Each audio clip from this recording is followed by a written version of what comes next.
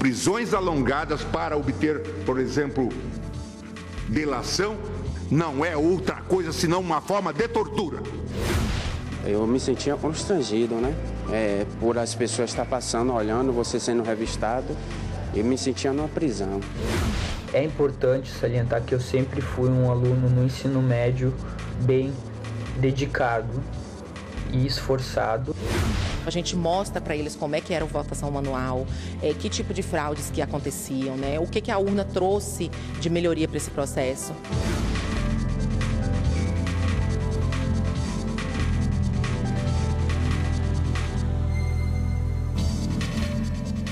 Olá, boa noite. Boa noite.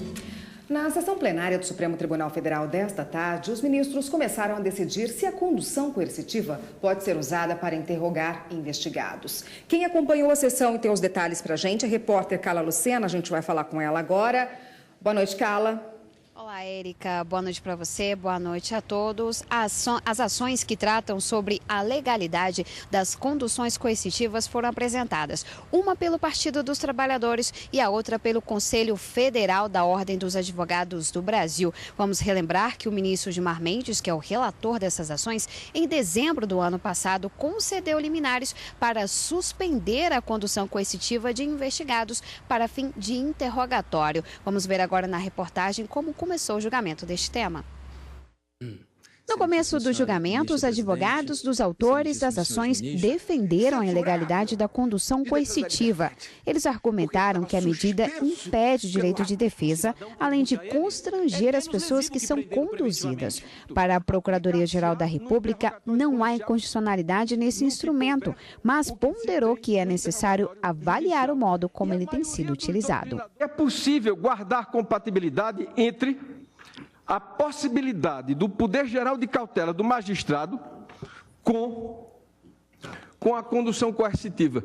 Cessemos o espetáculo, asseguremos a presença do advogado, realizemos como está no estrito limite da lei as possibilidades de uma condução coercitiva.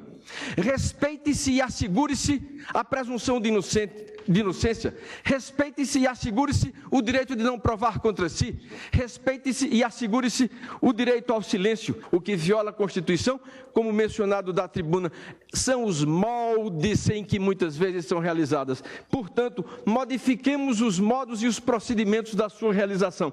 Fixemo-nos mais lançando luzes sobre as sombras dessas conduções coercitivas, para que possa haver justiça para todos. O ministro Gilmar Mendes, no voto, disse que levar uma pessoa para interrogatório de maneira forçada viola direitos fundamentais, como o de ir e vir, o da dignidade humana, o do silêncio e o da defesa. Nós já sabemos que prisões alongadas para obter, por exemplo, delação, não é outra coisa senão uma forma de tortura. E quem valida isso transige com a ideia de tortura. Subscreve a ideia de tortura. A condução coercitiva representa uma supressão absoluta, ainda que temporária, da liberdade de locomoção. O investigado ou réu é capturado e levado sob a custódia ao local de inquisição. Há uma clara interferência na liberdade de locomoção, ainda que por um período determinado. Na conclusão do voto, o ministro manteve a decisão das liminares e considerou que a condução coercitiva não é constitucional. Estou convencido, presidente, que o caso dispensa que se avance no sopesamento dos interesses em conflito. É possível afirmar, mesmo em abstrato, que a condução coercitiva para interrogatório é ilegítima.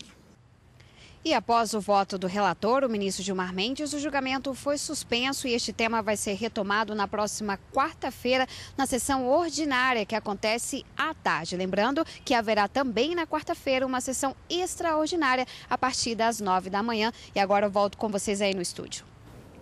O juiz federal Orlando Donato Rocha, titular da 8ª Vara Federal do Rio Grande do Norte, determinou a nulidade da nova tabela dos valores de frete rodoviário definida pela Agência Nacional de Transportes Terrestres. A decisão liminar foi proferida atendendo o pedido de duas empresas que atuam na extração e comercialização de sal marinho. O magistrado destacou que a tabela definida pela NTT demonstra intervenção do governo federal na economia, no sentido de impor regulamentação no setor de transporte de cargas rodoviário, ofendendo os princípios e fundamentos da Constituição. A determinação judicial é aplicada apenas para as partes no processo. Justiça Gaúcha absolve condomínio de ressarcir motorista que teve o carro amassado pelo portão eletrônico. Ele não teria seguido as placas de sinalização e por isso teve o carro atingido. O autor, que trabalha como motorista de aplicativo de transporte particular, contou que foi deixar uma passageira. Quando saiu pelo portão, o mesmo fechou e atingiu um dos lados do veículo. O zelador do prédio afirmou que não se responsabilizaria pelo acidente. Na Justiça, ingressou com um pedido de ressarcimento no valor de cerca de R$ 900, referente aos gastos para o conserto do veículo, bem como lucros cessantes e dano moral.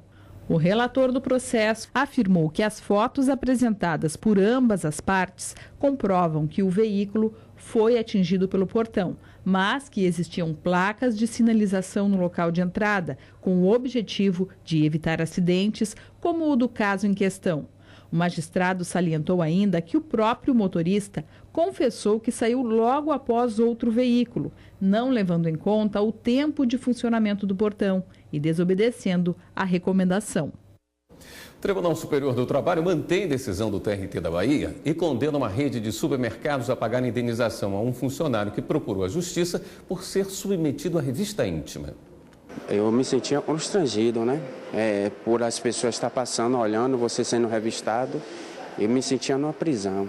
Esses eram os sentimentos de Valnei ao passar pela chamada revista íntima na rede de supermercados em que trabalhava como repositor. Quando a gente entrava, largava a mochila no armário ou na portaria, não tinha armário. E na saída, a mochila era aberta para o pessoal ver se a gente não estava levando alguma coisa. Às vezes a gente não levantava a blusa, eles apalpavam as pernas para ver se tinha alguma coisa nos bolsos também. Essa situação levou o trabalhador a entrar com uma ação na Justiça e o Tribunal Superior do Trabalho manteve a decisão da 5ª turma do TRT da Bahia, ao condenar o Mercantil Rodrigues ao pagamento de indenização de R$ 10 mil por danos morais. A empresa alegou que o direito à intimidade não pode ser utilizado para aniquilar totalmente o direito de proteção à propriedade.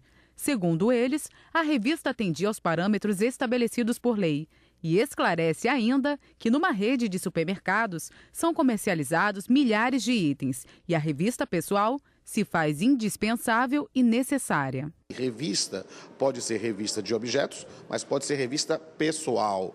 Uma revista pessoal que não importe em toque, em apalpar ou algo do gênero, essa tem sido admitida pelo TST. A que, porém, invade a intimidade, havendo toque ou desvelar, essa não tem sido admitida de forma alguma. Hoje a fiscalização está mais em cima do trabalhador, do próprias pessoas que vão ali entrar para fazer o mal. E nós não vamos para lá para fazer o mal, nós vamos para trabalhar, para levar o pão de cada dia para nossas famílias. E no próximo bloco, estudante brasileiro passa em vestibular de 20 universidades estrangeiras. É importante salientar que eu sempre fui um aluno no ensino médio bem dedicado e esforçado.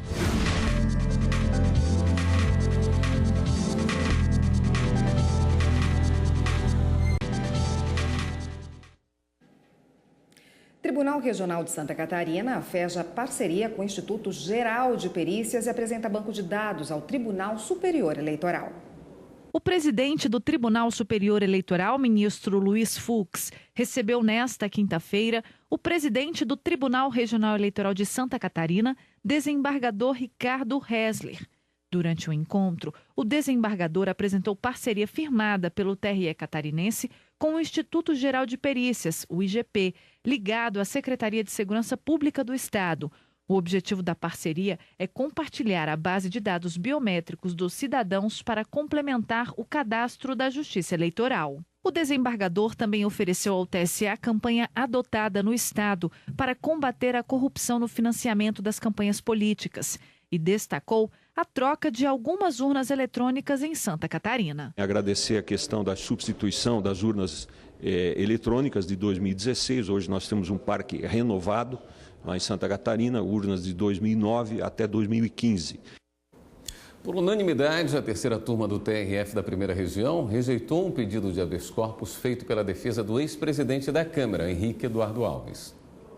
O advogado de Henrique Eduardo Alves buscava a anulação da sentença de primeiro grau, que se baseou em documentos enviados pela Suíça contendo tarjas que impedem a identificação dos funcionários do banco, informando as operações realizadas no exterior.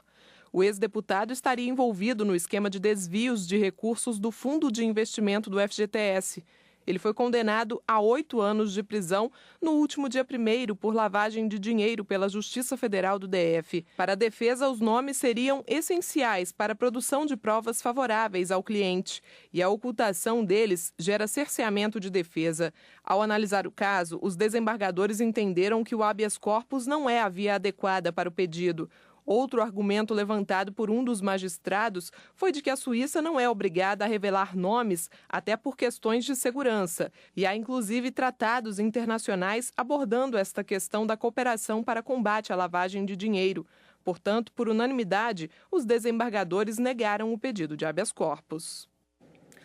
Os números do desmatamento no Brasil são alarmantes. Um projeto do Ministério Público Federal que mapeia áreas afetadas, identifica os responsáveis, reforça a necessidade de frear os criminosos. Levantamentos realizados por órgãos fiscalizadores apontam que a maior parte das queimadas é provocada pelo homem. Os prejuízos são incalculáveis. O homem, através da sua ambição, um desejo muitas vezes irracional de produzir em áreas muitas vezes não adequadas, em buscar outras alternativas, ele acaba levando a um modo, muitas vezes, que extrapola qualquer nível técnico para o meio ambiente. Para tentar reduzir os danos, o Ministério Público Federal realiza um trabalho para identificar e multar os responsáveis por meio do projeto Amazônia Protege. É feito um mapeamento dos pontos de queimada e o relatório é enviado aos estados. Apenas na segunda fase do projeto foram localizadas 2.300 pessoas ou empresas responsáveis pelos desmatamentos em 1.550 áreas nos 9 estados que compõem a Amazônia Legal. Um total de 162 mil hectares. Com isso, o pedido de indenizações na Justiça chegou a 2,6 bilhões de reais. Um sistema que casa as informações de satélite com os bancos de dados oficiais. Nós conseguimos, com essas imagens de satélite, definir precisamente o polígono onde ocorreu a devastação. De acordo com o levantamento do MPF, o Pará é o campeão de áreas desmatadas, totalizando 47 mil hectares. Apenas no estado foram identificadas 625 pessoas responsáveis pelas queimadas. Em seguida estão Mato Grosso e Rondônia. O subprocurador da República responsável pelo projeto do MPF garante que os desmatadores não ficarão impunes. As pessoas vão notar que essa conduta ilícita, esse padrão de conduta ilícita, ele vai gerar uma venda casada. Porque toda vez que as pessoas cometerem esses ilícitos, nós entraremos com ações contra os responsáveis. O programa Link CNJ desta semana fala do Cadastro Nacional de Presas Grávidas e Lactantes. O assunto é tema também da entrevista especial com André Mara dos Santos, juiz auxiliar da presidência do Conselho Nacional de Justiça. Em Pernambuco, o Tribunal de Justiça acompanha a trajetória de crianças e adolescentes adotados tardiamente. E ainda as notícias de tribunais pelo país. O Link CNJ vai ao ar hoje, às 9h30 da noite, aqui na TV Justiça. Você que estuda para passar em concurso, na prova da OAB, em um concorrido vestibular e até hoje não teve êxito. Se inspire no exemplo do estudante Rafael Zimmer, de apenas 18 anos. O gaúcho foi aprovado em 20 processos de admissão de universidades internacionais. O segredo? Ele conta para você. O jovem Rafael tem uma receita que parece simples: esforço mais dedicação, que é igual a 8 horas de estudos diários. Com essa equação, ele conseguiu nada mais, nada menos que ser aprovado em 20 processos seletivos de universidades internacionais, a maioria nos Estados Unidos. É importante salientar que eu sempre fui um aluno no ensino médio bem dedicado e esforçado dentro da limitação do sistema. Eu estudei em escola pública estadual minha vida inteira, desde o fundamental até o ensino médio, e eu sempre tive esse perfil mais internacional, com interesses em outras culturas e em outros idiomas. E eu acho que isso ficou mais claro no final do meu ensino médio. E quando eu decidi que eu queria estudar relações internacionais para poder focar na carreira de diplomata ou até na carreira de inteligência, eu sabia que eu teria que aprender outros idiomas. O estudante que mora em Bom Princípio, uma pequena cidade com 14 mil habitantes, a 76 quilômetros de Porto Alegre, vai para Doha, no Catar, estudar relações internacionais. Para conquistar esse, que era um sonho de criança, ele precisou do inglês fluente. E sabe como aprendeu? Como eu tinha um inglês praticamente zero, ou quase isso, e não tinha dinheiro para fazer um cursinho de inglês, eu tive que começar a estudar inglês sozinho. Depois de concluir o curso no Catar, o próximo desafio é seguir a carreira de diplomata. E como já percebeu, a receita do Rafael parece mesmo infalível. É importante o estudante ele também tomar a iniciativa e ir atrás de crescimento pessoal e crescimento como um estudante. Então, ir atrás de projeto, se dedicar na sala de aula. Então é importante ajudar o professor, valorizar o professor. Então essa parte ela é muito importante também. E no próximo bloco, lição de cidadania desde cedo. A gente mostra para eles como é que era a votação manual, que tipo de fraudes que aconteciam, né? O que a urna trouxe de melhoria para esse processo.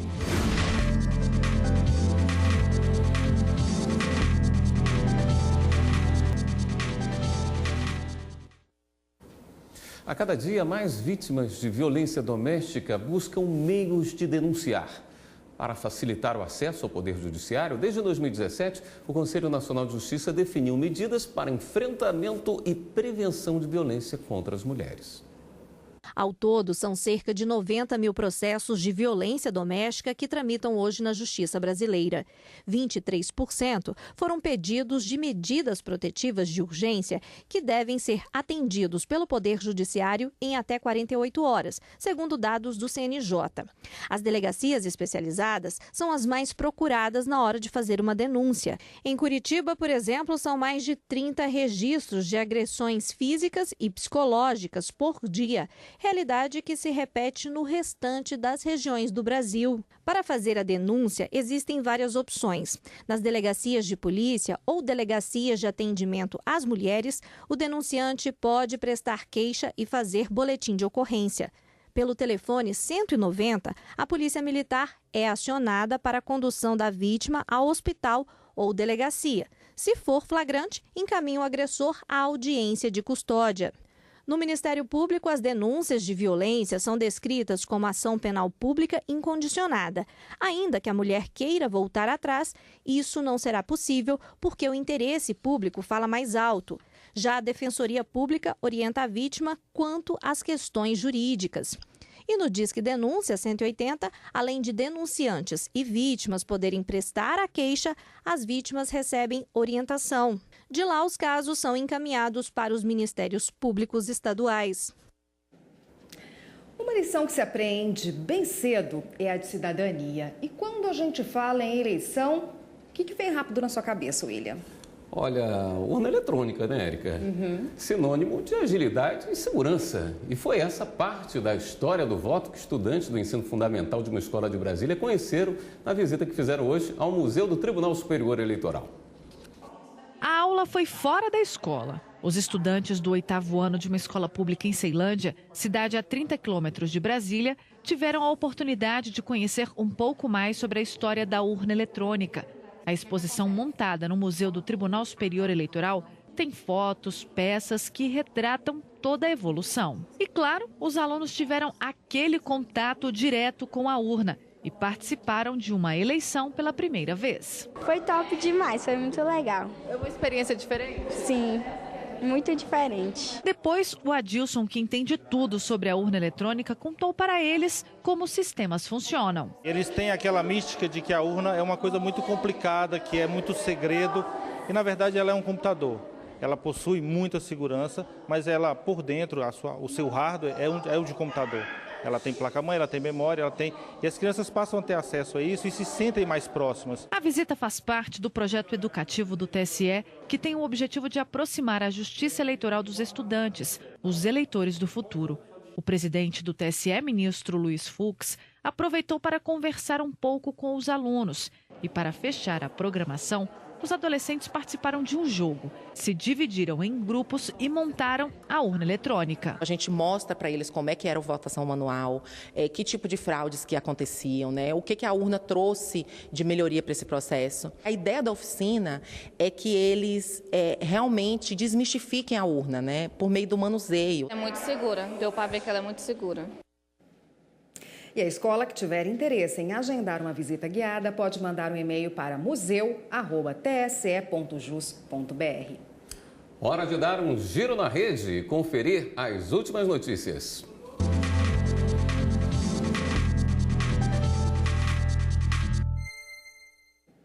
E quem está na redação do Jornal da Justiça hoje vai nos atualizar das últimas notícias é o repórter Jaime Vasconcelos. Boa noite, Jaime. Olá, Érica, boa noite a todos. Olha só, o ministro Ricardo Lewandowski liberou os bens do ex-presidente da Petrobras, José Sérgio Gabrielli, que estavam bloqueados desde agosto de 2016 pelo Tribunal de Contas da União. De acordo com o TCU, Gabrielli foi negligente por não ter investigado indícios de superfaturamento nas obras da refinaria Abreu e Lima, da Petrobras, em Pernambuco. Na decisão liminar, o ministro afirmou que o prazo máximo para manter esses bens indisponíveis era de 1 ano e esse prazo terminou. Outra notícia aqui do Supremo também, a governadora de Roraima, Sueli Campos, ajuizou uma ação direta de inconstitucionalidade com pedido de medida cautelar contra uma emenda à Constituição do Estado que confere autonomia orçamentária, financeira, administrativa, educacional e científica à Universidade Estadual de Roraima. A alegação é de que é competência da União legislar sobre diretrizes e bases da educação nacional. Entre outros questionamentos, a ação sustenta ainda que a norma apresenta vício de iniciativa, já que teve origem parlamentar e dispõe sobre uma matéria privativa da chefia do Poder Executivo. O ministro Gilmar Mendes é o relator da ação. Outra notícia aqui da rede, a Justiça Federal do Distrito Federal concedeu uma liminar após um pedido da AGU, Advocacia Geral da União, para a reintegração de posse de um imóvel funcional da Câmara dos Deputados, que estaria sendo ocupado de maneira irregular há 10 anos. Em 2005, o imóvel foi cedido a uma funcionária de um cargo comissionado da Câmara, mas em 2008, a mesa diretora pediu esse imóvel de volta. Desde então, a AGU vem tentando conseguir a desocupação. A Justiça agora determinou um prazo de 15 dias para que o imóvel seja devolvido, além de uma multa diária, caso essa determinação seja descumprida. Em uma última notícia, o Tribunal Regional Federal da Primeira Região expediu um mandado de prisão contra o deputado estadual mineiro Cabo Júlio, do MDB. Ele foi condenado por participação na chamada máfia dos sanguessugas. De acordo com a Controladoria Geral da União, o esquema causou um prejuízo de pelo menos 15 milhões de reais aos cofres públicos, desviando recursos da área da saúde. Em nota, a defesa do deputado afirmou que foi pega de surpresa com a decisão e que vai recorrer. A gente fica por aqui, lembrando que todas as notícias estão no site tvjustiça.jus.br. Voltamos ao estúdio. O Jornal da Justiça, segunda edição, fica por aqui. Uma boa noite para você. Boa noite para você. Continue com a programação da TV Justiça. E até amanhã.